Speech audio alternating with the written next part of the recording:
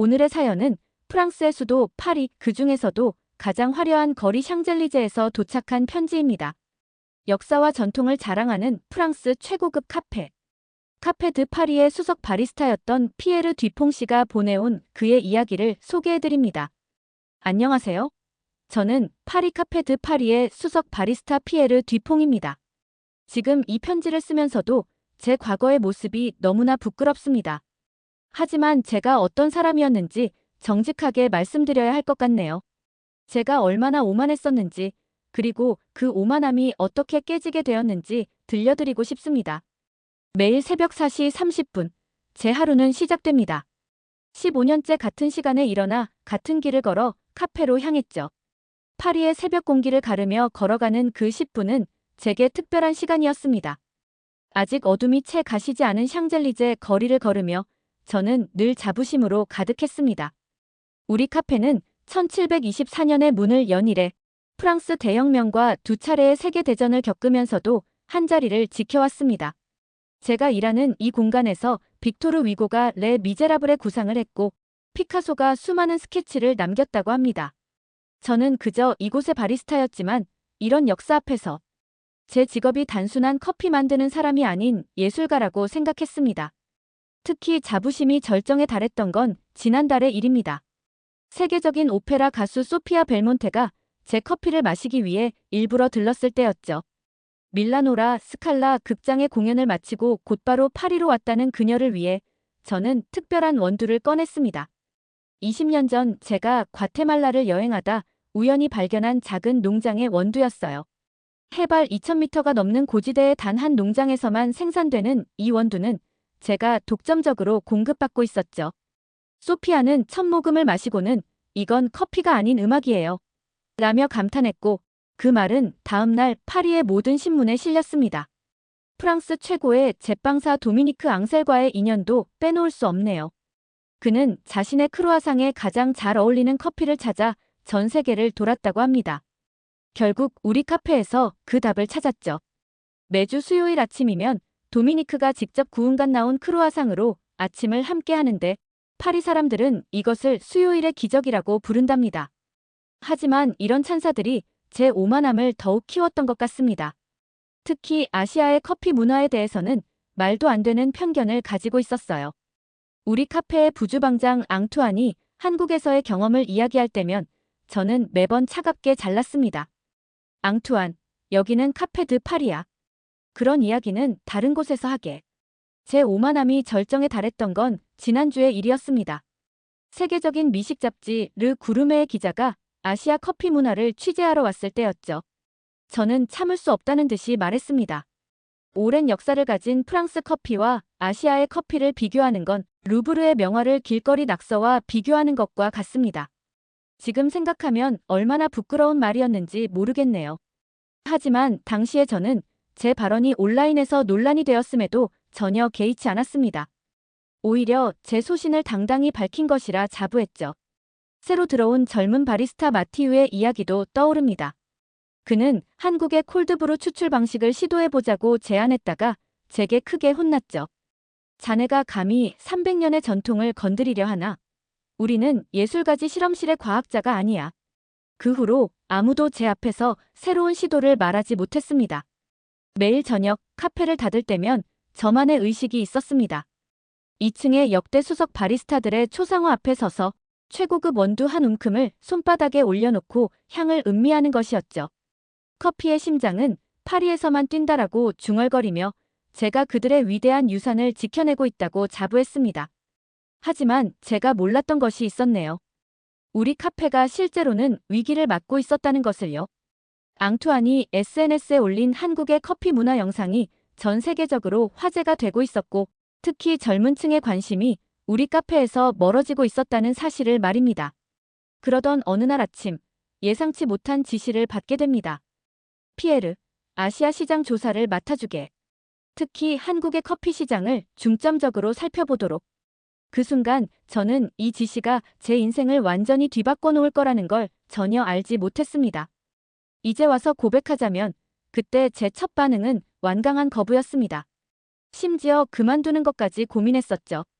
커피의 본고장인 프랑스의 최고 바리스타가 커피 문화도 없는 나라에 가서 무얼 배우란 말인가. 그게 제 솔직한 심정이었습니다. 지금도 기억납니다. 그날 밤 에펠탑이 보이는 창가에 서서 마지막으로 제 특별한 의식을 치르던 순간을요. 그때는 몰랐습니다. 이것이 오만했던 제 과거와의 작별 의식이 될 거라는 것을. 그리고 제가 그토록 무시하던 한국의 커피가 제 인생을 완전히 뒤흔들어 놓게 될 거라는 것을. 제가 인천행 비행기에 탑승한 그날은 파리의 전형적인 늦가을 아침이었습니다.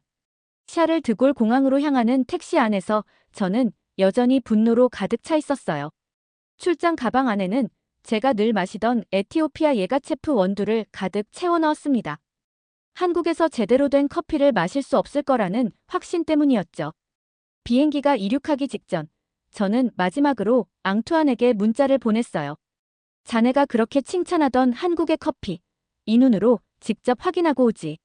비꼬는 투였지만 앙투안은 늘 그렇듯 담담하게 답장을 보내왔습니다. 열린 마음으로 보고 오시면 좋겠습니다. 피에르 씨. 그때는 몰랐습니다. 이 말이 얼마나 의미심장한 것이 될지를요. 12시간의 비행 끝에 인천에 도착했을 때 예상과는 전혀 다른 광경이 펼쳐졌어요. 최첨단 시설이 갖춰진 공항, 세련된 카페들. 하지만 저는 고개를 저었습니다. 겉만 번지르르한 허상일 뿐이야. 라고 단정 지었으니까요. 호텔로 향하는 리무진 버스에서 저는 창밖을 노려보았습니다. 서울의 화려한 야경이 펼쳐졌지만 제 눈에는 들어오지 않았어요. 대신 태블릿을 꺼내 파리의 날씨를 확인하고 제 카페의 실시간 매출 현황을 체크했습니다. 제가 없는 동안 카페의 질이 떨어질까 걱정되어서였죠. 강남의 호텔에 체크인하면서도 불만이 가득했어요. 로비에서 우연히 들은 프랑스 5성급 호텔보다 낫다는 말에 코웃음이 나왔습니다. 객실에 도착하자마자 저는 직접 가져온 원두로 커피를 내렸어요. 이곳에서는 이것만이 제 유일한 위안이 될 거라 생각했으니까요. 하지만 다음 날 모든 것이 바뀌기 시작했습니다. 서울의 대형 프랜차이즈 카페를 방문했는데 그들의 시스템은 놀라울 정도로 체계적이었고 바리스타들의 전문성도 만만치 않았어요. 특히 품질 관리 시스템은 파리의 어느 카페보다도 엄격했습니다. 인정하고 싶지 않았지만 제 메모장은 자연스레 빼곡한 필기로 채워져 갔어요. 그리고 그날 점심시간 제 인생의 전환점이 찾아왔습니다. 누군가 건넨 종이컵에 커피 한 잔. 처음에는 이런 인스턴트 커피로 날 모욕하나? 라고 생각했어요. 하지만 한 모금 마시는 순간 저는 충격에 빠졌습니다. 입 안 가득 퍼지는 부드러운 맛과 완벽한 밸런스. 25년간 최고급 에스프레소만을 다뤄온 제 미각이 속일 리 없었어요. 이것은 분명 수준 높은 커피였습니다. 더욱 놀라운 건 이 맛이 단순히 뜨거운 물을 부어 만든 인스턴트 커피에서 나왔다는 사실이었죠. 저는 즉시 커피가 담긴 종이컵을 들고 화장실로 향했습니다. 혼자만의 시간이 필요했어요. 거울 앞에 서서 다시 한 모금을 마셨습니다. 착각이 아니었어요. 이 맛은 분명했고 제 손이 미세하게 떨리기 시작했습니다. 그날 이후로 저는 미친 사람처럼 연구에 빠져들었어요. 편의점에서 모든 종류의 믹스커피를 사들였고 호텔방은 어느새 작은 연구실이 되어 있었습니다. 벽에는 각 제품의 특징을 분석한 차트가 붙어 있었고 테이블에는 시음 후 기록한 노트가 가득했어요. 인터넷 검색을 통해 알게 된 사실은 더욱 충격적이었습니다. 이 믹스커피 속에는 한국 연구진들이 10년에 걸쳐 개발한 특수 건조 공법이 적용되어 있었어요. 단순한 인스턴트 커피가 아닌 최첨단 기술의 결정체였던 것입니다. 새벽녘, 저는 창밖을 바라보며 깊은 생각에 잠겼어요. 서울의 밤하늘은 파리와는 다르게 빛났습니다. 제 마음속에서도 무언가가 달라지고 있었어요. 25년간 쌓아온 확신이 조금씩 흔들리기 시작한 것입니다. 다음 날 아침, 저는 처음으로 호텔 조식을 거르고 편의점의 믹스커피로 하루를 시작했어요. 프랑스 최고의 바리스타인 제가 종이컵에 뜨거운 물을 부어 인스턴트 커피를 마시는 아이러니한 상황. 하지만 이상하게도 마음이 평온했습니다. 출장 마지막 날, 저는 앙투안에게 장문의 이메일을 보냈어요. 자네 말이 맞았어. 내가 틀렸네.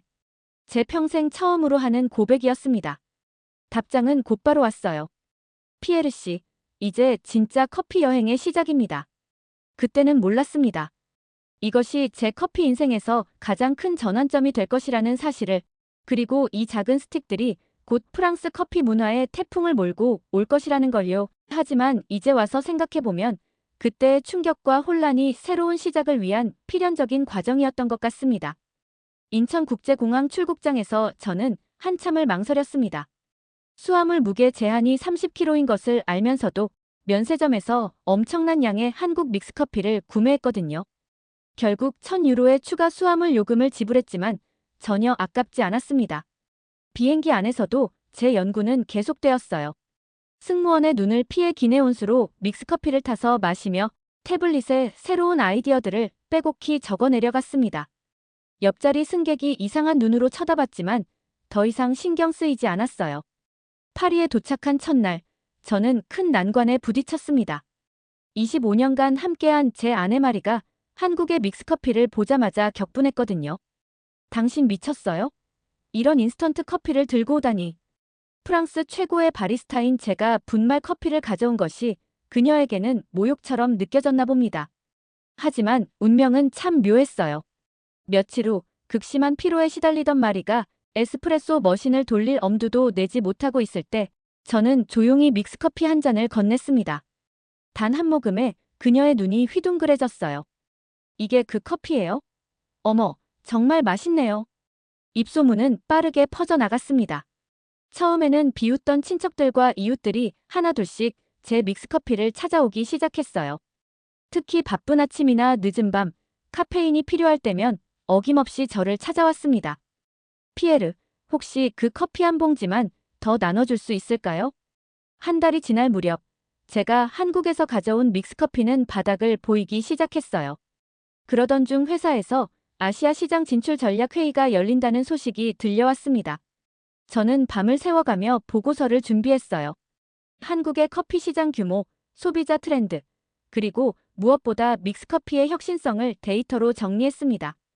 회의실에 들어선 순간 저는 긴장감을 감출 수 없었어요. 이사회 멤버들의 표정은 반신반의했습니다.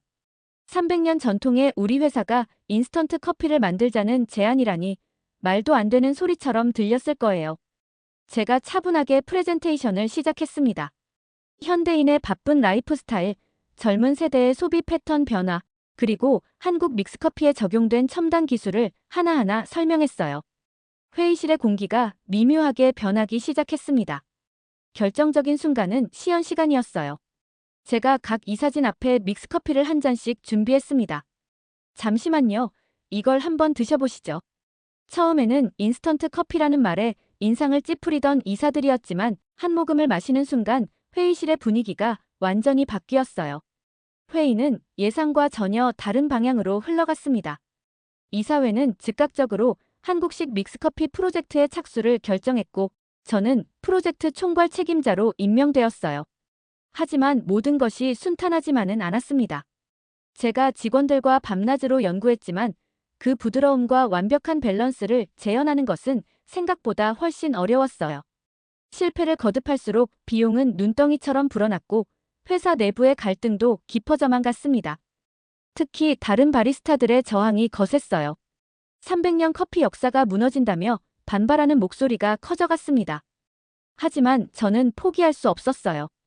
2달간의 연구 끝에 과감한 제안을 하게 되었습니다. 우리가 한국 기술자들에게 직접 배워보는 건 어떨까요? 이 제안은 회사의 폭탄과도 같았어요. 주변의 반응은 상상 그 이상으로 격렬했습니다. 마치 제가 신성 모독이라도 한 것처럼 손가락질을 받았어요. 이탈리아도 아닌 한국에서 커피를 배우자니 말도 안 되는 소리라는 반응이 대부분이었습니다. 하지만 제가 준비한 시장 분석 자료는 달랐어요. 지금 아시아에서 일어나는 변화를 놓치면 10년 후 유럽 커피 시장은 우리의 손을 완전히 벗어날 것입니다. 이 말에 이사진들의 표정이 심각해졌습니다. 결국 회사는 한국의 전직 개발자 초대를 결정했어요. 바리스타들의 반발은 여전히 거셌지만 이미 변화의 물결은 되돌릴 수 없었습니다. 300년 전통의 우리 회사와 한국의 혁신적인 기술의 만남. 이제 진정한 도전이 시작된 것입니다. 이제 저는 매일 아침 믹스커피를 마시며 생각해요. 과거에 오만했던 저를, 그리고 앞으로 펼쳐질 새로운 가능성을요. 창밖으로 보이는 에펠탑은 여전히 그 자리에 서 있지만 파리의 커피 문화는 이제 새로운 바람이 불어오고 있습니다. 파리의 찰스 드골 공항에서 저는 특별한 손님을 기다리고 있었습니다. 한국 식품회사의 개발자 김현수 박사님이었죠. 공항에서 그분을 맞이하는 제 표정은 초조했어요. 직원들의 얼굴도 다소 굳어 있었습니다. 아무래도 자존심이 상하는 일이었기 때문이죠. 하지만 김현수 박사님은 첫 만남부터 우리의 마음을 사로잡으셨어요. 커피의 맛은 국적이 없습니다. 우리가 함께 만들어갈 새로운 맛이 더 중요하죠. 카페로 향하는 차 안에서 그분이 건넨 첫 마디였습니다. 저는 그 말에서 묘한 동질감을 느꼈어요. 제가 한국에서 깨달았던 바로 그 진리였기 때문입니다. 첫날은 충격의 연속이었어요. 김 박사님이 가져오신 특수 건조 기술은 우리 연구진의 눈을 휘둥그레지게 만들었습니다. 순간 동결 건조와 분무 건조를 결합한 하이브리드 공법, 크림의 입자 크기를 나노 단위로 제어하는 기술, 설탕 결정의 구조를 최적화하는 방법까지. 이것은 과학이었어요. 현미경으로 관찰한 믹스커피의 입자는 마치 예술 작품 같았습니다. 완벽한 구형의 커피 입자들, 균일하게 코팅된 크리머층, 그리고 이 모든 것이 뜨거운 물에 닿는 순간 일으키는 화학적 반응의 정교함까지요. 이건 단순한 인스턴트 커피가 아닙니다. 커피의 과학입니다. 라고 생각했어요. 연구는 생각보다 순조롭게 진행되었습니다. 김 박사님의 지도 아래 우리는 프랑스 커피의 전통적인 맛을 현대적 기술로 재현하는 작업에 몰두했어요. 특히 우리 카페의 시그니처 블렌딩을 그대로 살리면서도 편의성을 높이는 작업은 저희에게 새로운 도전이었습니다. 실험실은 24시간 불이 꺼지지 않았어요. 우리는 교대로 실험을 진행했고 매일 새로운 시제품이 탄생했습니다. 처음에는 맛이 너무 강하다, 너무 약하다, 크리머가 뭉친다 등의 문제가 끊임없이 발생했지만 점차 완성도는 높아져 갔어요. 특히 놀라운 변화는 내부에서 일어났습니다. 어느 날 사내 휴게실에 시제품 몇 개를 놓아두었는데 1kg짜리 고급 원두로 내린 에스프레소를 마시던 직원들이 하나둘 믹스커피로 갈아타기 시작한 거예요. 이상하게 자꾸 생각나요. 이제 커피 한 잔 마시려고 10분씩 기다리는 게 귀찮아졌어요. 라는 말들이 들려왔습니다. 2개월 차에 접어들면서 저희 연구팀은 조금 무모해 보일 수도 있는 도전을 결심했어요. 밀라노에서 열리는 국제커피 박람회에 시제품을 출품하기로 한 것입니다. 유럽 최고의 커피 전문가들 앞에서 인스턴트 커피를 선보인다는 것은 무모한 도전이었지만 우리에겐 자신감이 있었어요. 박람회장에서의 반응은 상상 이상이었습니다. 이게 한국 기술이라고요? 라며 프랑스의 유명 커피 브랜드 대표가 눈을 반짝이며 물었어요. 독일의 대형 커피 기업들도 연이어 저희 부스를 방문했고 심지어 경쟁사들도 협력을 제안해왔습니다. 시제품의 첫 판매처로 로마 시내의 작은 편의점 솔로 마카를 선정했어요. 처음에 편의점 주인 마리아는 반신반의했습니다. 이탈리아 사람들이 과연 인스턴트 커피를 마실까요? 라고 물었을 때 저도 자신있게 대답하지는 못했어요. 하지만 변화는 생각지도 못한 순간에 찾아왔습니다. 로마의 한 법률 사무소 인턴이 바쁜 출근길에 우연히 구매한 것이 시작이었어요. 일주일 후 그 사무소 직원들이 단체로 찾아왔고 입소문은 순식간에 퍼져나갔습니다. 이제 마리아는 저를 볼 때마다 활짝 웃으며 말합니다. 덕분에 우리 가게가 로마에서 제일 핫한 편의점이 됐어요. 작은 편의점에서 시작된 이 변화는 점점 더 큰 물결이 되어가고 있어요. 저는 확신합니다. 이것은 시작에 불과하다는 것을, 우리의 혁신이 유럽 사람들의 일상에 이제 막 스며들기 시작했다는 것을요. 2022년 밀라노 국제 커피 박람회에서 저와 김현수 박사는 긴장된 마음으로 부스 준비를 하고 있었습니다. 300년 전통의 프랑스 카페가 한국의 기술로 만든 인스턴트 커피를 들고 온다는 소식에 박람회장은 이미 술렁이고 있었습니다. 첫날 아침, 예상치 못한 해프닝이 벌어졌습니다. 이탈리아의 유명 바리스타 협회장이 부스를 찾아와 조롱 섞인 목소리로 말했습니다. 카페드 파리가 이제는 분말 커피를 파나요? 하지만 시음 후 그의 표정은 완전히 바뀌었습니다. 믿을 수 없군요. 이게 정말 인스턴트 커피라고요? 입소문은 삽시간에 퍼져나갔습니다. 특히 반응이 뜨거웠던 건 대형 호텔 체인의 구매 담당자들이었습니다. 객실마다 최고급 에스프레소 머신을 둘 수 없는 게 그들의 고민이었는데 이 프리미엄 믹스커피가 완벽한 해결책이 될 수 있었기 때문입니다. 독일의 루프트한자 항공사 담당자도 긴급히 미팅을 요청해왔습니다. 기내식 커피에 대한 승객들의 불만이 끊이지 않았는데 시음 결과에 크게 만족했다는 후문입니다. 저는 문득 자신이 한국행 비행기에서 처음 믹스커피를 마셨던 순간을 떠올렸습니다. 박람회 3일차 예상치 못한 손님이 찾아왔습니다. 과거 제가 무시했던 그 일본 관광객이었습니다. 현재는 도쿄 최대 카페 체인의 CEO가 된 그였습니다. 이제는 제가 당신의 커피를 사고 싶네요. 그들은 서로를 바라보며 웃을 수밖에 없었습니다. 박람회가 끝난 후 유럽 전역의 언론이 이 혁신적인 커피를 다뤘습니다. 프랑스의 전통과 한국의 기술이 만나다. 커피 문화의 새로운 혁명 같은 헤드라인이 연일 쏟아졌습니다. 심지어 영국의 한 경제지는 이것이 진정한 퓨전이다라는 특집 기사를 실었습니다. 성공의 비결을 묻는 인터뷰에서 이렇게 답했습니다. 우리는 단순히 커피를 만든 게 아닙니다. 현대인의 라이프 스타일을 이해하고 거기에 맞는 해답을 찾은 겁니다. 이것이 바로 전통과 혁신의 조화입니다. 이제 카페드 파리의 프리미엄 믹스커피는 유럽 전역의 고급 호텔과 레스토랑에서 만나볼 수 있습니다. 파리의 에펠탑 전망대 카페에서도 로마의 콜로세움 앞 편의점에서도 이 작은 스틱 하나가 새로운 커피 문화를 만들어가고 있습니다. 가장 큰 변화는 우리 카페에서 일어났습니다. 이제 카페드 파리에서는 전통 에스프레소와 프리미엄 믹스커피를 함께 즐길 수 있습니다. 300년 된 에스프레소 머신 옆에 놓인 모던한 온수기가 전통과 현대의 공존을 상징적으로 보여주고 있습니다. 2023년 봄 파리 엑스포 박람회장의 특별 전시관에서는 색다른 행사가 열렸습니다. 커피, 예술이 되다라는 주제로 열린 특별 전시회였습니다. 300년 프랑스 커피 문화의 역사와 현대 한국 기술의 만남을 다룬 이 전시는 개막 첫날부터 화제를 모았습니다. 전시회 중앙에는 1724년부터 사용된 카페드 파리의 오리지널 에스프레소 머신이 전시되어 있었고 그 옆에는 첨단 기술로 만든 프리미엄 믹스커피의 제조 과정이 예술적으로 표현되어 있었습니다. 박람회장 측은 이례적으로 전시장 내 시음 공간을 허가했습니다.